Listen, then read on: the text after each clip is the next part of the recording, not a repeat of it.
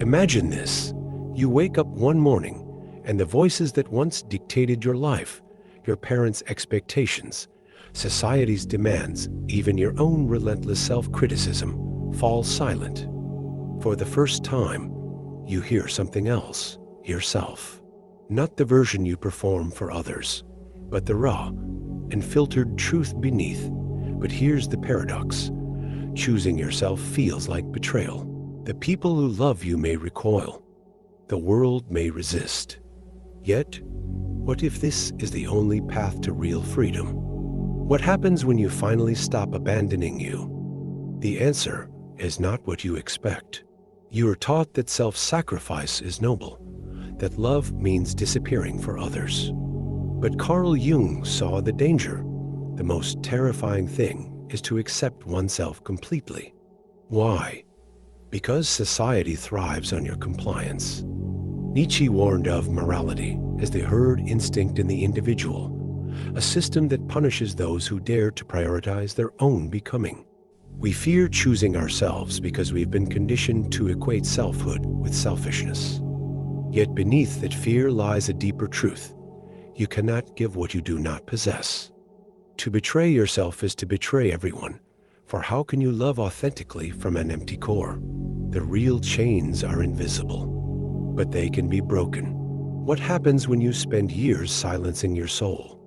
The body keeps score, chronic exhaustion, unexplained rage, the hollow ache of living someone else's life. Jung called it the shadow's revenge. The buried self, denied and disowned, seeps out as self-sabotage or quiet despair. Modern culture calls this burnout. Philosophy calls it bad faith, Sartre's term for lying to oneself to avoid freedom's burden. But the most insidious consequence, you become a ghost in your own existence, haunting a life you never chose, while the world moves on without noticing. The tragedy isn't suffering, it's sleepwalking through it. Rebellion begins with a single act, seeing the lie. Schopenhauer saw it. We cling to misery because it's familiar, while liberation feels like exile. But here's the secret.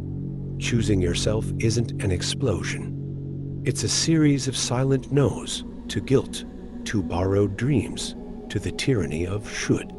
Jung's remedy? Individuation. Not selfishness, but sovereignty. Facing your darkness to reclaim your light. Start here. Defy the cult of usefulness. Your worth isn't earned through sacrifice. Let disappointments happen. Those who love the real you'll stay, embrace creative destruction. Earn the life you tolerate to build one you don't need to escape. The path isn't easy, but it's the only one that leads home. Here's the revelation. Choosing yourself isn't the end of love, it's the beginning. When you stop begging for permission to exist, you give others permission to do the same.